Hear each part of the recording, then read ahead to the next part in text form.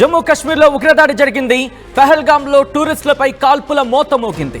5గురు మృతి చెందారు. ఈ ఘటనలో 10 మందికి పైగా బుల్లెట్ గాయాలయ్యాయి. పర్యాటకుడిని టార్గెట్ గా చేసుకున్నారు ఉగ్రవాదులు. ట్రెక్కింగ్ కు వెళ్లిన టూరిస్టులపై కాల్పుల మోత మోగించారు. వాళ్ళు ఆర్మీ డ్రెస్ లో వచ్చి కాల్పులు జరిపారు టెర్రరిస్టులు. ఉగ్రవాదుల కాల్పుల్లో తమిళనాడు, ఒడిశా, గుజరాత్, మహారాష్ట్ర, కర్ణాటకకు చెందిన టూరిస్టులకు గాయాలైనట్టుగా తెలుస్తోంది.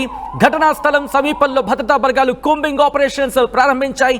దాడికి పాల్పడింది తామే అంటూ ప్రకటించింది టీఆర్ఎఫ్. టూరిస్టులపై కాల్పులు జరిపిన ఏడుగురు ఉగ్రవాదులకు సంబంధించి ప్రస్తుతం సర్చ్ ఆపరేషన్ ప్రారంభించింది. అమర్నాథ్ యాత్రకు ముందే ఉగ్రవాదుల కుట్రకు సంబంధించిన బిగ్ బ్రేకింగ్ న్యూస్ చూస్తున్నారు. జమ్మూ కాశ్మీర్లోని ఉగ్రదాడిని ఖండించారు ప్రధాని మోదీ. కేంద్ర హోంమంత్రి అమిత్ షాతో ఫోన్లో సంభాషించారు. ఆయన తగిన చర్యలు తీసుకోవాలంటూ షాకు సూచించారు. మీరు చూడొచ్చు, అంబులెన్స్ అక్కడికి చేరుకున్నాయి. వాళ్ళందరినీ కూడా క్షతగాత్రుడు వెంటనే దగ్గరలో ఉన్న హాస్పిటల్కి తరలించి వాళ్ళకి చికిత్స అందించడం జరుగుతోంది.